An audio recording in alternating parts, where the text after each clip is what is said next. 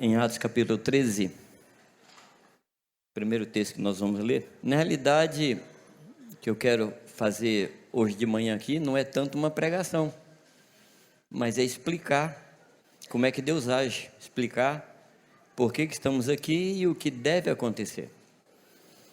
Pegar os exemplos da palavra, para que a gente entenda que a gente tem um parâmetro, a gente tem um paradigma, e a gente tem procurado seguir esses parâmetros que estão na palavra. Em Atos capítulo 13, versículo 1 diz: E na igreja que estava em Antioquia, havia alguns profetas e doutores, a saber, Barnabé e Simeão, chamado Níger, e Lúcio, Cireneu e Manaém, que fora criado com Herodes, o tetrarca, e Saulo. E servindo eles ao Senhor e jejuando, disse o Espírito Santo: Apartai-me a Barnabé e a Saulo para a obra a que os tenho chamado. O próximo texto que eu gostaria de ler com vocês é na carta de Tito, o capítulo 1, versículo 5, que diz, acharam ou não? Por esta causa te deixei em Creta, para que pusesses em ordem as coisas restantes, bem como em cada cidade constituísses presbíteros, conforme te prescrevi. Esses dois textos dão ideia para nós de como é uma igreja normal. A igreja de Antioquia, ela pode ser considerada para nós um exemplo de congregação em termos de origem. Ela não foi fundada por um grande apóstolo, por um grande medalhão, não foi formada por alguém especial, mas ela nasceu de uma caminhada do povo de Deus que, saindo de Jerusalém, começou aquela congregação ali. O povo trabalhou. Então a congregação surgiu da forma mais normal e natural que uma congregação deve nascer, que é pelo trabalho dos santos, pelo trabalho de cada um de nós. Mas a igreja, ela precisava de alguma coisa mais, ela precisava da confirmação. Por isso, Deus enviou Barnabé para Antioquia, e agora, aqui em Atos 13, Deus envia Saulo e Barnabé para pregar o evangelho e abrir novas congregações. E a congregação de Antioquia, então, ela nasce dessa forma, o povo trabalhando. Então, quando Paulo fala que o nosso desejo é que os irmãos espalhados em toda essa região comecem a trabalhar, porque esse é o padrão de Deus. E na medida que os irmãos trabalhem nos bairros, nas cidades vizinhas, a nossa incumbência como presbitério é enviar pessoas para dar cobertura a vocês nos lugares que vocês estiverem. Amém? Pode trabalhar, pode discipular, pode pregar o evangelho, porque você não vai ficar sozinho. Nós estaremos com vocês. Não sei se é bom ou ruim, mas nós estaremos com vocês. Tá certo? Tito, capítulo 1, mostra Paulo dando uma orientação a Tito, que estava em Creta. No caso de Paulo, ele saiu pregando o evangelho por muitas regiões, entrando nas sinagogas, pregando em praças públicas, evangelizando as pessoas, e depois ele voltava estabelecendo a liderança daquela igreja. E normalmente a liderança daquela nova igreja era os pais, eram os anciãos que abriam suas casas e cuidavam de pessoas. Então a igreja nascia da forma mais natural, que eram famílias que evangelizavam, que cresciam e que eram constituídas a liderança daquelas cidades. Eu gostaria de comentar com vocês alguma coisa que eu entendo que caracteriza uma igreja. Uma igreja é caracterizada por três coisas. Primeiro, reuniões regulares. Segundo, celebração da ceia. Terceiro, liderança estabelecida. Uma igreja, para ser igreja, antes de mais nada, ela precisa ter reuniões regulares. Não reuniões esparsas, não reuniões eventuais, mas reuniões regulares. Reuniões de um povo que tem compromisso entre si, de um povo que se compromete em ajudar-se mutuamente. Um povo que se compromete em cuidar um do outro. A segunda coisa é a celebração da ceia. O que é a ceia? A ceia é a celebração do pacto que nós temos uns com os outros. Isso é a ceia. A ceia não é um mero evento. A ceia é proclamação de que nós somos um corpo bem vinculados, bem consolidados, que nos cobrimos e nós nos assistimos mutuamente. Então, primeira coisa, reuniões regulares. Segunda coisa, celebração da ceia. Terceiro, um estabelecimento de liderança. Amados, a igreja, ela não é uma república democrática cristã. Ela também não é um orfanato. Ela também não é um grupo, uma república, onde cada um está ali porque quer, sai quando quer. Não, a igreja é uma família. E sobre essa família, Deus estabelece homens que repartem com essa congregação, com esse grupo de pessoas, o coração paterno de Deus. Então, o presbitério, ele, antes de tudo, ele representa a paternidade de Deus no grupo que está sendo levantado. Porque a igreja, antes de qualquer outra coisa, é a família de Deus. Antes de qualquer coisa. A igreja não é um clube, a igreja não é um evento, a igreja não é um local, a igreja é um grupo de pessoas que se compromete, se vincula, celebra a ceia, proclamando a verdade do corpo de Cristo, e tem homens sobre si que exercem paternidade e governo. Governo não no sentido de ordenanças, governo não no sentido de trazer decretos, mas governo no sentido de cuidar, de dirigir, de trazer as linhas, de trazer os caminhos para onde a igreja deve seguir. A ordenação é esse momento em que reconhecemos homens nos quais vemos que o Senhor compartilhou com eles o seu coração paterno. Nós não ordenamos homens para serem diretores ou gerentes de uma organização. Nós ordenamos homens que têm coração de paz e que olham para a igreja com esse coração protetor, que cuida, que cobre, que protege e que estão dispostos a perder a sua vida em favor dos filhos de Deus. São esses os homens que nós ordenamos. Amém, amados? Então não são homens quaisquer. Não são homens que estão procurando uma posição. Não são homens que estão procurando projeção na vida. Porque o ministério, queridos, não é fonte de lucro. Seja financeira ou seja emocional. Ao contrário, eu tenho dito aos obreiros por aí afora. Se você é obreiro porque você gosta de ser obreiro, por favor, pare de ser obreiro. Porque nós não somos obreiros porque gostamos. Nós somos obreiros porque isso agrada a Deus. Se agrada a nós, está em segundo plano. Mas a gente se agrada porque quando percebemos que Deus está agradado. Não nos alegramos nisso quando percebemos que Deus se alegra com aquilo que nós fazemos. Amém? Outra coisa, amados, esses homens, eles são chamados por Deus para mostrar a verdadeira paternidade do Senhor. A palavra, quando fala sobre a igreja, fala dela como família de Deus. E diz que toda família na face da terra toma de Deus esse nome, que é Deus sendo nosso Pai.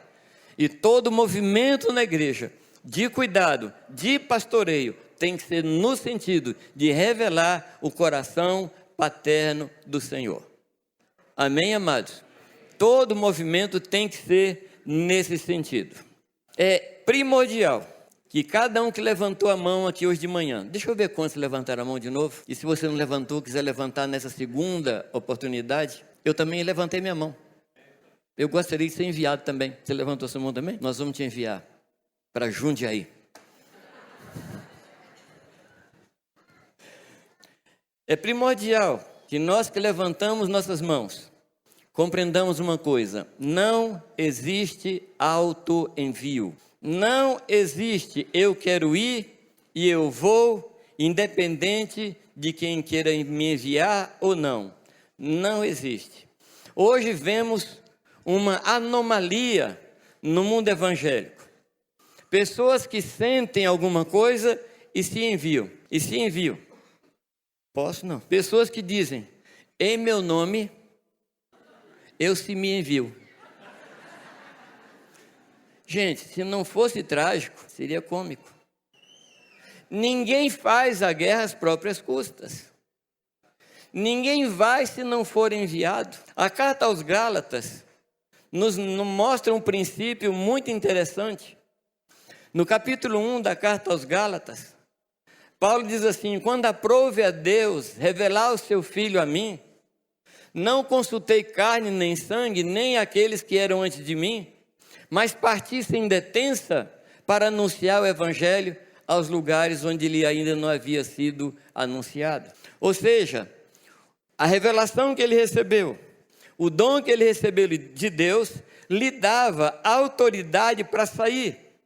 Mas no capítulo 2, Paulo diz assim, mas passados 14 anos, por uma revelação, eu subi a Jerusalém para mostrar aos irmãos o que eu estava pregando, para que não sucedesse que eu tivesse corrido em vão. Esses dois textos falam do princípio da autoridade e do princípio da autorização. Você tem autoridade para ir, mas você precisa de autorização para sair. E essa autorização vem daqueles que são antes de nós.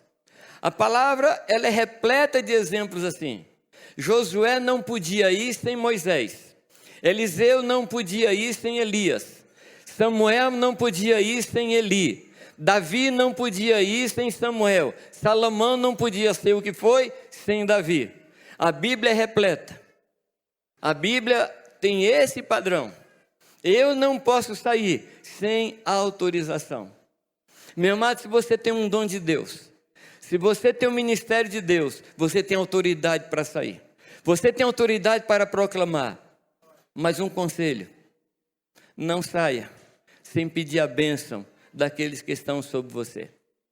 Não saia sem pedir cobertura daqueles que vão cuidar de você, que vão corrigir você, que vão trazer rumo para você e que vão também proteger você nos momentos de angústia que certamente você vai passar no ministério.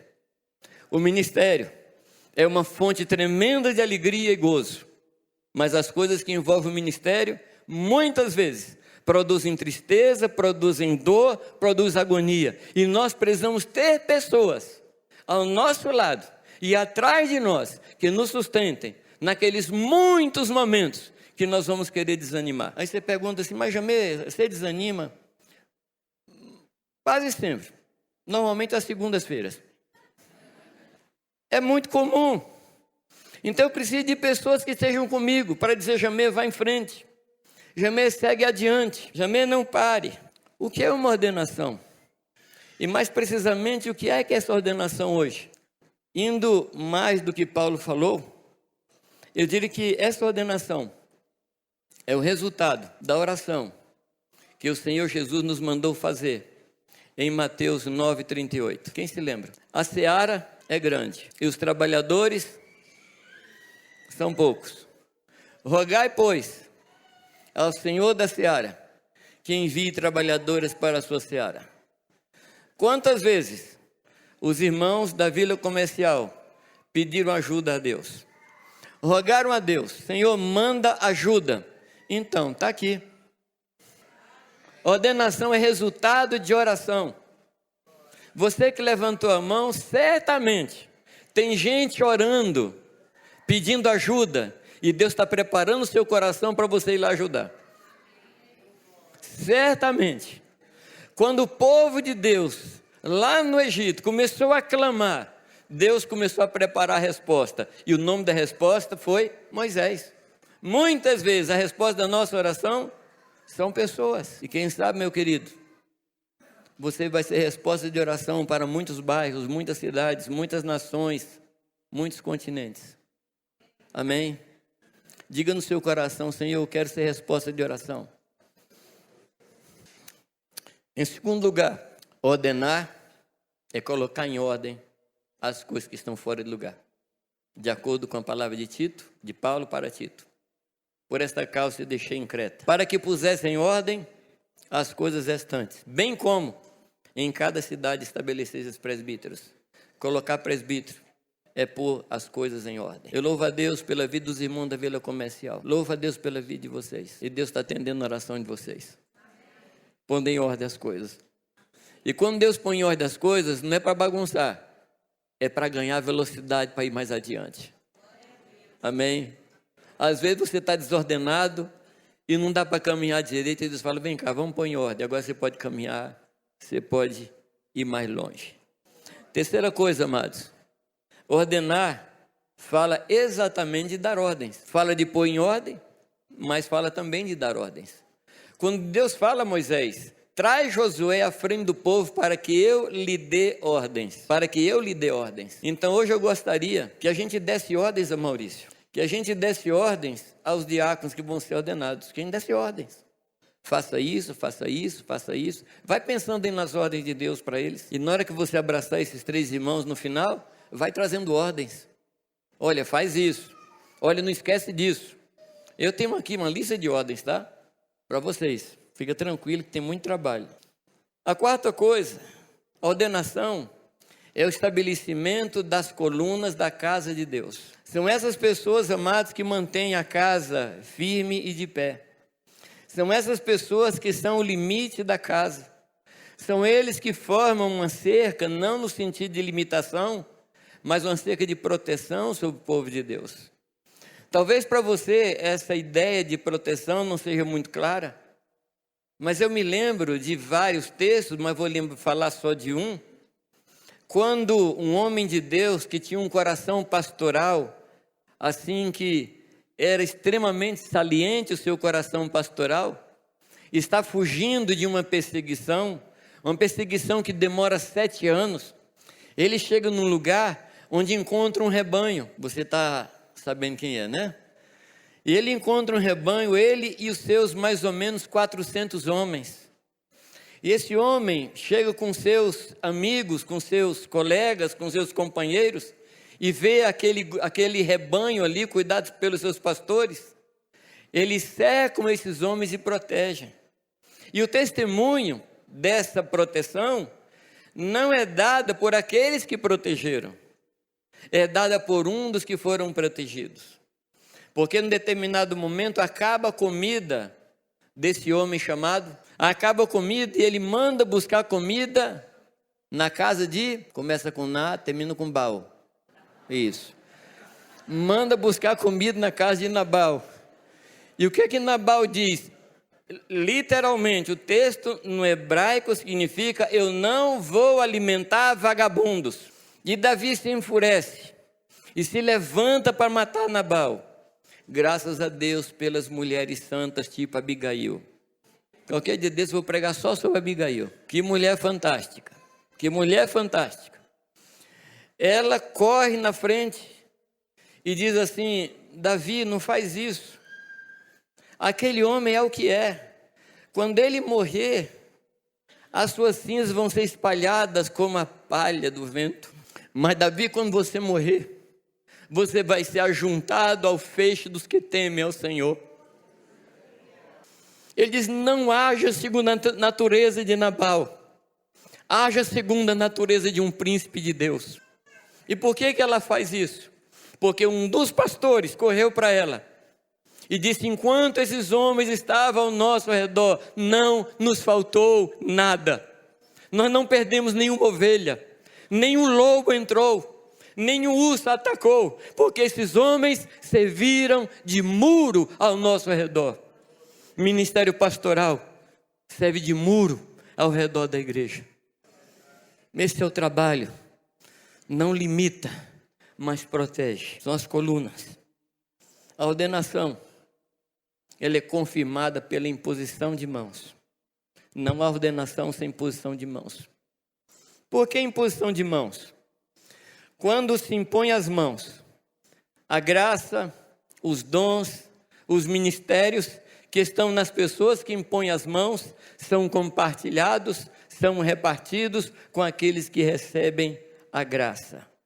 Então esses homens que vão receber imposição de mão hoje, vão receber muita graça de Deus, além daquelas que eles já têm.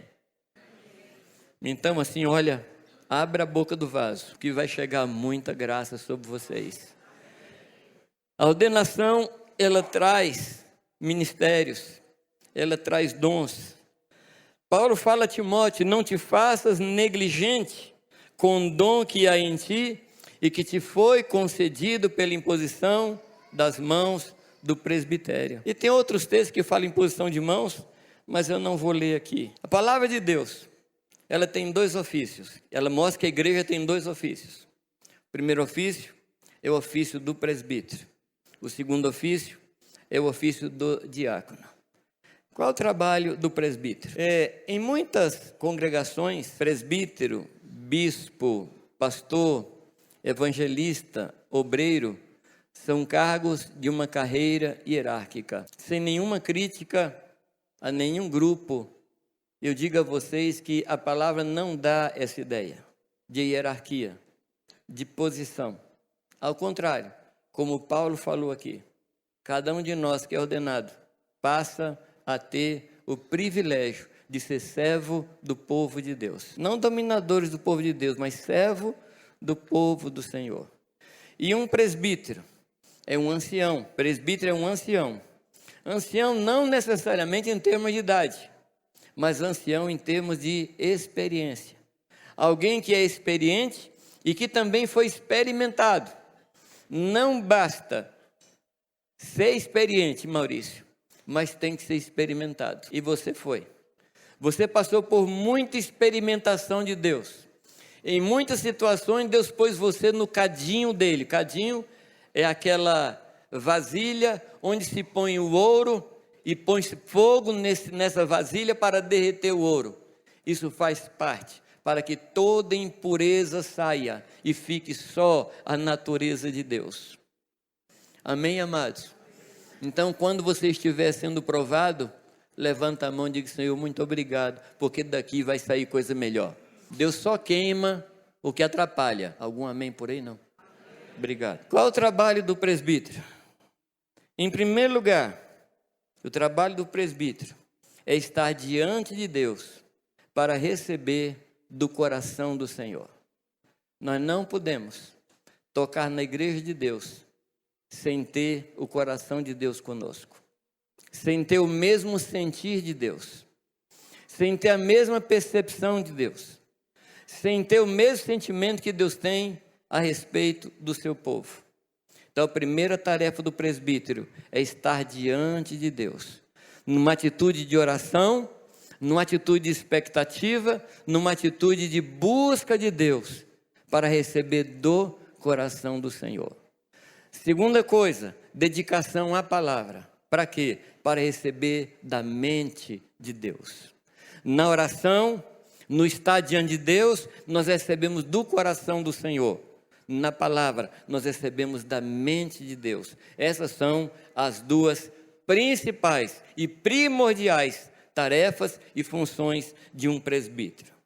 Em terceiro lugar, a função de um presbítero é cuidar de outro presbítero. É cuidar de outro que está do seu lado. Paulo, quando Paulo fala em Atos capítulo 20, a respeito dos anciãos, Paulo estava saindo, voltando para Roma, ou indo para Roma, sabendo que nunca mais iria voltar. E ele chega diante dos presbíteros de Éfeso e diz a eles que iriam acontecer dois ataques. Um ataque interno e um ataque externo. O ataque externo, ele diz que viriam lobos devoradores, que não poupariam o rebanho. Pessoas de fora tentando devorar o rebanho. Mas ele fala de um ataque pior, que é o ataque interno, quando ele diz, mesmo dentro em vós, se levantarão homens que procurarão atrair o rebanho para si, para tirar proveito próprio.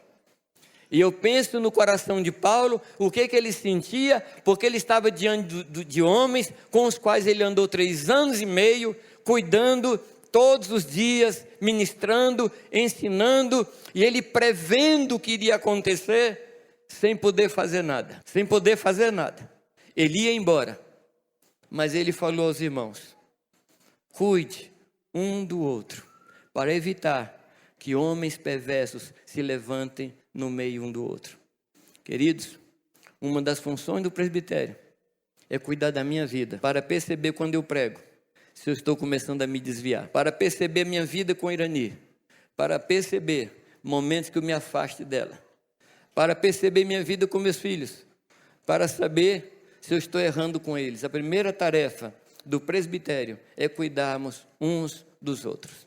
Essa é a primeira tarefa, porque presbítero cuidado é rebanho cuidado, presbítero descuidado é rebanho descuidado. Por favor, orem por isso, peçam a Deus que os presbíteros cuidem uns dos outros.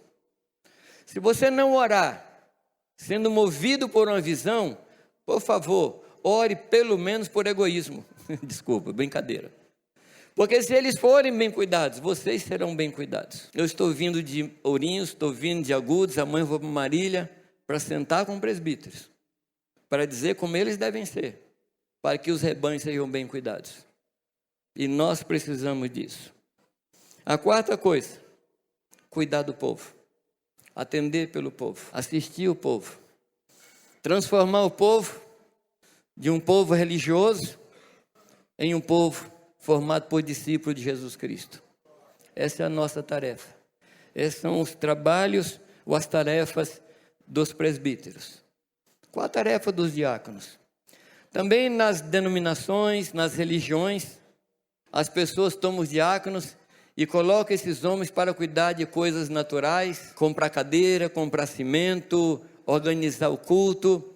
Mas deixa eu colocar aqui um pensamento.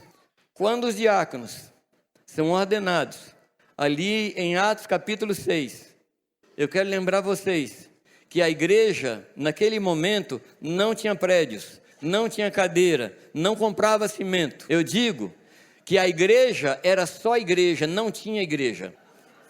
Eu acho que os irmãos entenderam.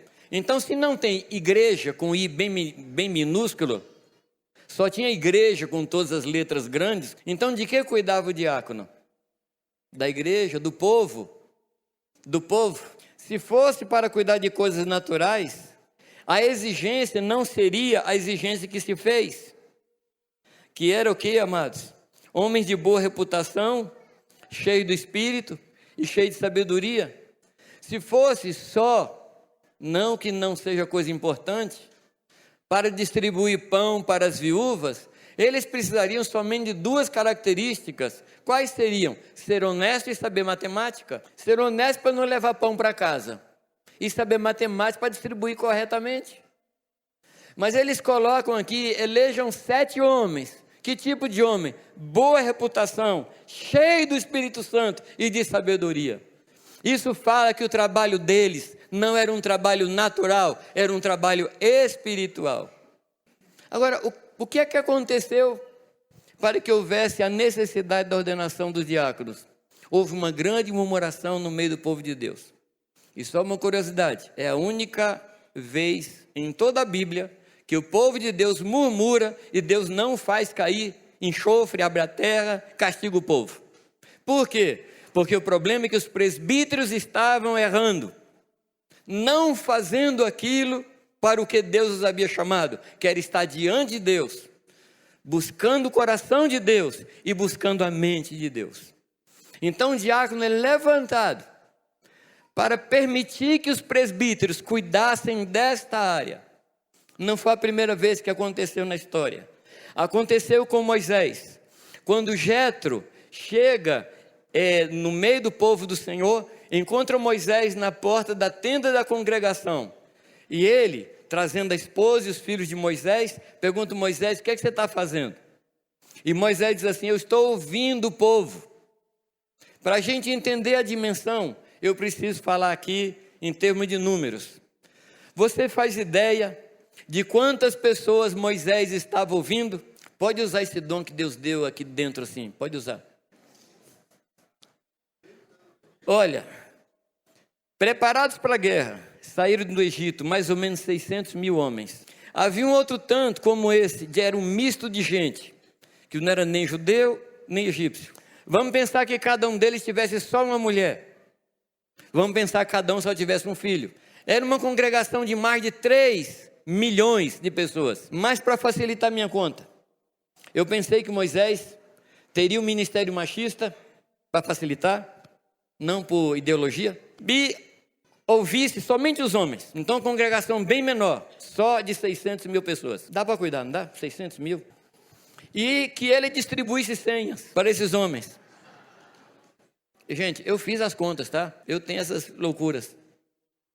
Para Moisés ouvir o último homem desses 600 mil, ele teria que estar com esse homem somente 5 minutos a cada 40 anos. Pastoreamento eficientíssimo. Você se sentiria cuidado? Nem eles. Então Jetro, o que ele faz? Jetro, fazendo isso, você vai se perder e perder o povo. Então vou lhe dar uma ideia, vou lhe dar um conselho. Elege homens de verdade, homens que aborreçam a avareza, para ouvir as causas do povo, e as causas maiores trarão a você. Cabeças de 1000, cabeças de 100, cabeças de 50, cabeças de 10. Esses ouvirão o povo. Nas causas menores, as maiores trarão a você. Enquanto isso, dedique-se a ouvir ao Senhor e ensinar a lei ao povo de Deus. Oração e palavra. A mesma coisa. A mesma coisa. Quando os homens saem desse projeto de Deus, as coisas começam a desencaminhar. Por isso que eu estou dizendo a vocês, que o principal trabalho dos diáconos é liberar os presbíteros para estar diante de Deus, compartilhando do coração do Senhor e conhecendo a mente de Deus. O que é que os diáconos fazem então? Os diáconos são braço do presbitério para tocar na vida do povo. Não são homens dedicados a comprar cadeira, não somos dedicados a comprar objetos. Para isso nós temos outros homens de Deus que se levantam, contínuo administrativo, que sabe fazer licitação, que sabe fazer cotação de preço, que não devem ser os diáconos. Amém, amados? Essa é a primeira coisa. Na nossa estrutura, nós pensamos que em toda essa região, nós vamos ter grupos nas casas. Eu não sei se vocês vão compartilhar comigo, que em cada rua dessa região tem o testemunho do Senhor. Eu vou falar de novo, porque você não ouviu. Que em cada rua dessa região haja um testemunho do Senhor. Amém. Família cheia do Espírito Santo. Amém. Que pregarão o evangelho naquela rua. E que tenha no seu coração a mesma disposição de Abe Hilber. Abe Hilber é um irmão lá de Santarém, que foi para Fortaleza, levando consigo 120 famílias, e veio para São Paulo trazendo 100 famílias. O pessoal largou tudo, largou emprego e veio com ele para pregar em São Paulo. E o Abe tinha um projeto em Santarém. Ele disse, todo mundo em Santarém tem que se converter. Se não quiser se converter, tem que mudar de Santarém, porque se ficar, vai se converter. Essa deve ser a nossa postura nas nossas ruas. Ganhar as pessoas dali. E na medida que esses grupos crescem, se transformando em pequenas igrejas, com seus pastores, os diáconos, são aqueles homens que vão supervisionar o trabalho dos pastores nas casas. Então os presbíteros cuidam dos pastores, dos diáconos, e os diáconos cuidam dos pastores nas casas. Essa é a estrutura que nós entendemos que devemos ter a partir dessa congregação.